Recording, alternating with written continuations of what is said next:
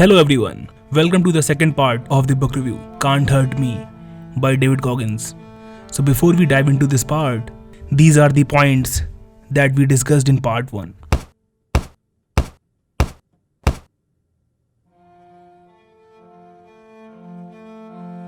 Now we will be discussing about part 2, but before that, let's see what Word thinks about David Goggins. I'm here because Mum and I really like David Goggins, and we connected over that after my dad passed away. He's been called the world's strongest man, the world's toughest man, the world's fittest man. He's consistently invited suffering and discomfort into his life to grow further. This guy lives the persona that he projects into the world. So he's figured something out. And I think that his enormous popularity it's earned. You get inspiration from it. I do. I get fuel from it. Yeah. He's a savage. Yeah. He's legit. The dude is as real as they get and a complete savage. David Goggins has just left the building, and all I can say is fucking wow. Really wonderful and obviously extremely impressive human being. He's amazing. Understanding terrain and taking souls. This is the very unique technique that Goggins talks about in the book. To master taking souls technique, firstly you have to understand the terrain that you are operating in. In life, we come across different kinds of challenges, whether it's a physical challenge or an emotional challenge. He calls these physical and mental challenges as terrain. You have to know all the ins and outs of your terrain. You have to see your terrain as a war zone and have to find your enemy. Once you have found your enemy, now be a badass and take the soul of your enemy. So during Navy SEAL Hell Week training, his enemies were his instructors who wanted to make him quit. But his job was to prove them all wrong. His job was to take their soul and make the mockery of Hell Week. Goggins also adds that do not try this technique to insult or demean others, because most of the time, your biggest enemy would only be you. It's all about mind game. Goggins says that everything in life is a mind game.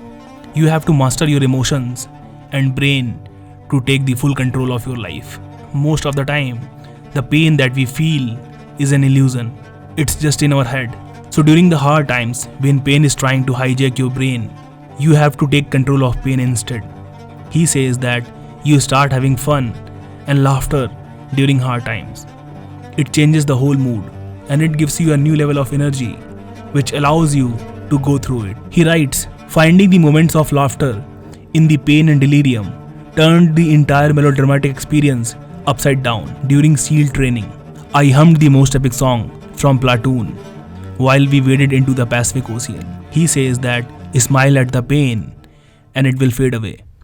Master the second wave. So it's a very interesting concept. So Goggins says in life we go through two kinds of waves. First wave is a simple wave where most of the people go through it.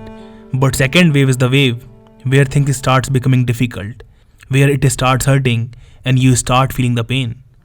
Now how you behave, how you take control of your body, your emotions, and how much you push yourself decides how resilient you are. Now let me give you a very simple example. Imagine you are doing pull-ups and you are comfortable with 20 pull-ups. So till 20 pull-ups you are in the first wave, and after 20 pull-ups starts your second wave.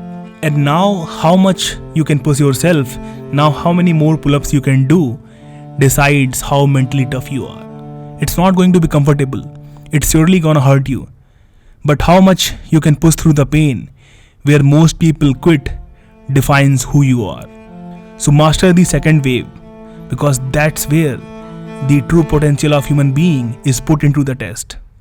Why am I here? So when you feel like quitting during hard times, ask this question to yourself. Why am I here? This is the question that you should ask yourself when you feel like quitting. If you don't see any purpose in doing what you are doing, you are most likely to quit.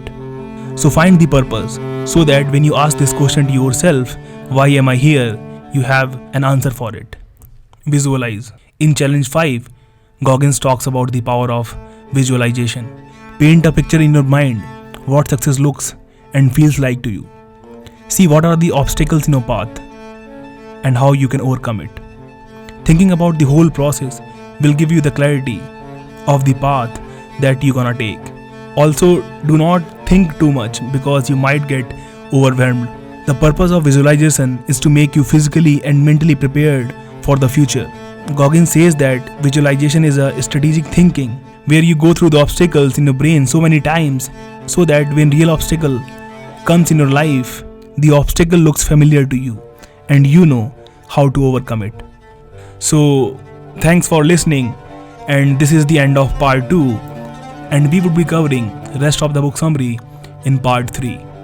If you have any opinion about the book, you are most welcome to let us know. Till then, bye bye, have a cool life, and see you in the next video.